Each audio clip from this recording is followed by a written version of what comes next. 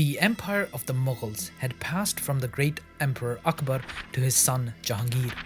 Jahangir was a rather hands-off emperor and left governing in the hands of his beloved wife Nur Jahan. However, he was followed by the emperor who is probably the most iconic of the Mughal emperors, Shahanshah Shahabuddin Muhammad Shah Jahan, the king of the world.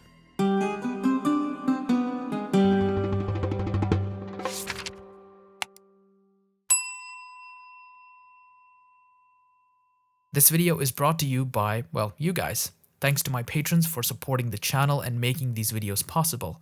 Al Muqaddimah is funded only by Patreon, and as you can see, the videos take a long time to research, edit, and produce. And it's only because of my patrons that I am able to put this kind of time into these videos and keep them free from any kind of paywall.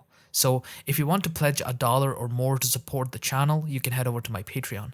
Link is in the description. You can also become a member right here on YouTube. There's some cool stuff that comes with it.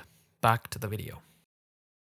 Prince Shahabuddin Muhammad Khurram was born in early 1592 to the heir apparent Prince Salim during the reign of his grandfather Emperor Akbar. As a prince, he grew quite close with his grandfather, who was preparing his grandsons against his rebellious son. However, the old emperor died in 1605 and Khurram's father became emperor with the title of Jahangir. During his reign, Khurram was made governor of different regions and he led the army on multiple occasions. He became popular enough to be considered for succession. This popularity got to his head, which soured his relations with his father, so he rebelled but was defeated. In any case, Jahangir died in late 1627 and Shah Jahan ascended to the throne on February 4th, 1628. With Shah Jahan finally crowned, he began taking over the empire's establishment. He installed his father-in-law, Asif Khan, as vizier. He put his stepmother and Asif Khan's sister, the formerly powerful empress of the Mughal Empire, Nur Jahan, in a comfortable palace in Lahore where she lived for the remaining 18 years of her life. He distributed gold among his supporters and his children, including 600,000 rupees to his beloved daughter Jahanara. He also installed Mahabad Khan as the governor of Ajmer. Mahabad Khan was a brilliant commander, but he was also the man who had defeated Shah Jahan during his rebellion. This shows that despite personal animosity, Shah Jahan valued talent. This was actually something that, in my opinion, made the Mughal Empire as powerful as it was. Young princes were given land and military command, which they used to build up their own supporters and learn how to rule. Then, since all princes in the classic Turco-Mongol tradition had equal claim to the throne, usually there was a contest between the princes, which the strongest one was likely to win and become emperor. This ensured that good, capable rulers would succeed and bring their own talent into the court. Immediately after Shah Jahan's coronation, there were rebellions. An Afghan nobleman named Khan Jahan Lodi had become the governor of Gujarat and some strips of land in northern Deccan. He had sold this land to the ruler of Ahmednagar in return for money. This was treason. He had also supported Shah Jahan's brother Shahriyar against him, so obviously he had to go. Shah Jahan actually made up a great plan to arrest him. Shah Jahan promoted him, and the Mughal protocol dictated that he now had to appear before the emperor. He understood what Shah Jahan was up to and fled with his family to Ahmednagar. With the support of the Sultan there, he invaded Mughal territory. Shah Jahan left the capital to face him. The Sultan of Ahmednagar became worried that Shah Jahan might attack him to punish him for supporting the rebels, so he withdrew his support. Khan Jahan Lodi was captured and executed by Shah Jahan. Another rebellion came from the Bundela Rajputs of Orcha. The Raja there, Raja Jujar Singh, had made some unexpected gains during Jahangir's time, and Shah Jahan wanted answers for that. The Raja escaped and asked Shah Jahan for forgiveness, which he granted. However, the Raja overstepped again when he laid siege to the fort of Chauragarh, which belonged to a vassal of the Mughals. The siege went so brutally that the Hindu Raja of the fort had his women commit Jauhar before he made a last stand and fought to death. Shah Jahan was livid. Shah Jahan sent an army to bring Jujar Singh to justice. Now, here another theme in Indian Muslim history repeats. Jujar Singh had inherited his titles after his father had died. His father, Raja Bir Singh, had a bit of a shaky claim to his title. He had gained it after assassinating Akbar's close friend Abul Fazl on the orders of Jahangir. Jahangir gave him that title when he became emperor. So, to legitimize himself, he had built a great temple. Shah Jahan ordered the destruction of this temple. Now keep in mind that both the construction and destruction of this temple was done as a political move, not for religious reasons. This happened all over Indian history. Even when Hindu kings attacked each other, often temples were destroyed to delegitimize the other one's claim. Shah Jahan captured Raja Jujar Singh's two sons and forcibly converted them to Islam. This was once again a political move. None of what Shah Jahan did here was an attack on Hinduism. It was all political. Since they weren't Hindus anymore, they were somewhat outcasts from their Rajput tribe and couldn't claim their father's titles anymore. Jujar Singh himself was captured and killed by the tribe of the Raja whom he had besieged previously. With these rebels taken care of, Shah Jahan moved to restructure the empire. In 1632, he issued policies to fix up Bengal, which had so far been a mating ground for piracy and slavery conducted by everyone, including the Portuguese.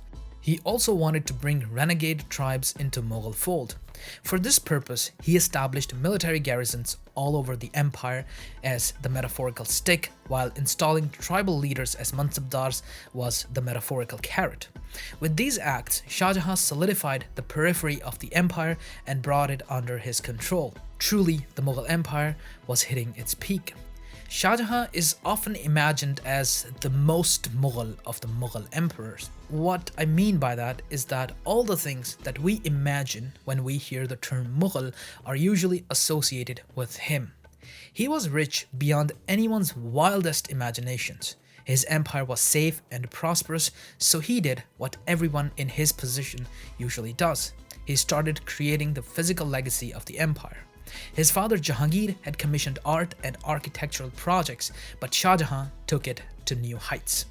Even before becoming emperor, he had commissioned gardens, forts, and mosques everywhere, but now he was building them up in the grandest ways he could imagine. An event in June 1631 led to his most powerful creation. His beloved wife, Mumtaz Mahal, died giving birth to the couple's 14th child in the 19th year of their marriage. There's a popular joke that Shah Jahan loved his wife so much he never let her go on with an empty belly for long. He did love her very much. According to primary sources, the emperor isolated himself in a room for over a week and wept so much that he had to wear glasses. Another source says that a third of his beard and mustache became grey almost overnight with sorrow. Her body was taken to Agra, where she was buried, and on top of her grave, Shah Jahan commissioned and built a monument that is today considered an everlasting symbol of eternal love, the Taj Mahal. Shah Jahan wanted to replicate Mumtaz Mahal's palace in the heavens. It was completed in 11 years at the cost of 5 million rupees. To get an idea of how much that was, the entire city of Old Delhi, or Shahjahanabad, which was also built by Shah Jahan, cost only 6 million rupees. So the Taj Mahal cost almost as much as an entire imperial capital city. Also, in 1646, the empire's yearly expenditure was roughly 225 million rupees. You can get an idea of how crazy rich this empire was. Shah Jahan himself was involved in the design process. The Taj Mahal itself shows Shah Jahan and what he thought about himself. Babur, the empire's founder and Shah Jahan's great-great-grandfather, was buried under the open sky in Kabul. Humayun, his successor, was also buried in a simple fashion, but later Akbar and one of his stepmothers built a huge mausoleum over his grave. This was done to show that the empire was still prosperous, even though Akbar was a minor and rebellions were everywhere. In simple words, it was a piece of political propaganda. Akbar and Jahangir were both buried in simple graves with small tombs later constructed over them.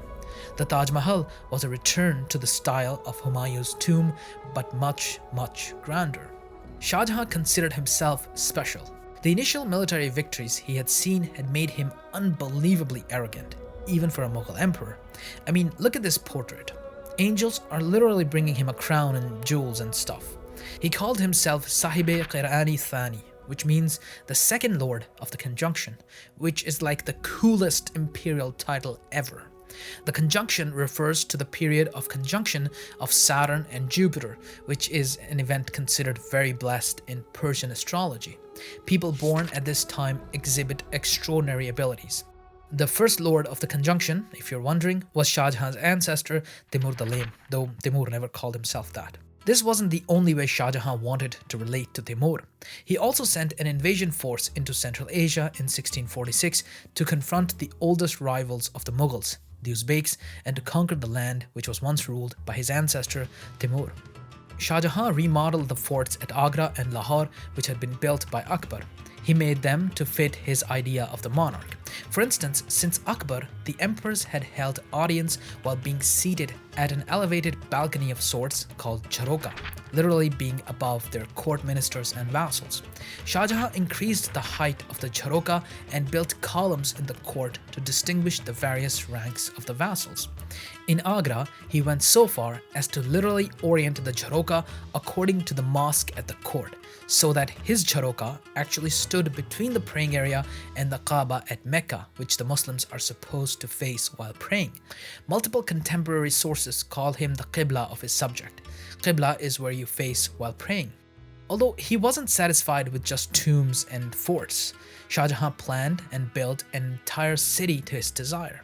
The city of Shah Jahanabad, or Old Delhi, was built between 1639 and 1648. By building this city in Delhi, Shah Jahan was connecting his family to the Delhi Sultanate. At the center of the new city was the Red Fort, and at the heart of the Red Fort was the Peacock Throne. This throne was so wonderful in display of luxury and laden with jewels and precious stones that it cost 10 million rupees, twice what the Taj Mahal cost. This image of extravagant displays of wealth and absolute power is what European visitors brought back from India, resulting in the coinage of the term Mughal from Mughal. All of this was built on stability and prosperity, which went back to Shah Jahan executing his brothers, nephews, and cousins when he became emperor to avoid future civil wars. But as luck would have it, what goes around comes around. After all, Shah Jahan himself had tried to overthrow his father. In 1657, Shah Jahan fell ill and it seemed like he would die. His favorite to succeed was his eldest, Dara Shikoh, but his other three sons, all of whom were governors of prominent regions, picked up the sword for their claim to the Peacock Throne. Prince Aurangzeb, who governed the Deccan region of South India, Prince Shah Shuja, who governed Bengal in the east, and Prince Murad, who governed Gujarat in the south. All of them were raising armies to attack the capital, which Dara Shikoh controlled in his Sikh father's name. After a civil war of around a year, Aurangzeb came out on top, despite Shah Jahan supporting Dara Shikoh, who was much less diplomatic and capable than Aurangzeb. Shah Jahan and his beloved daughter Jahanara tried to negotiate with Aurangzeb, but due to his support of Dara Shikoh, Aurangzeb was not willing to listen. Due to his victory over the imperial army, Aurangzeb held all the cards. He imprisoned the old emperor in the Agra fort, where he lived for the next 8 years of his life, being able to see but never visit the Taj Mahal. He was served very loyally by his beloved daughter Jahanara until he died in 1666. Shah Jahan was buried next to his wife Mumtaz Mahal in the Taj Mahal. Despite being the story of one of India's most powerful and rich rulers, the story of Shah Jahan is very human in many ways. His love and devotion for his wife is a relatable aspect of his life, and so is, in many ways, his arrogance and self-aggrandization.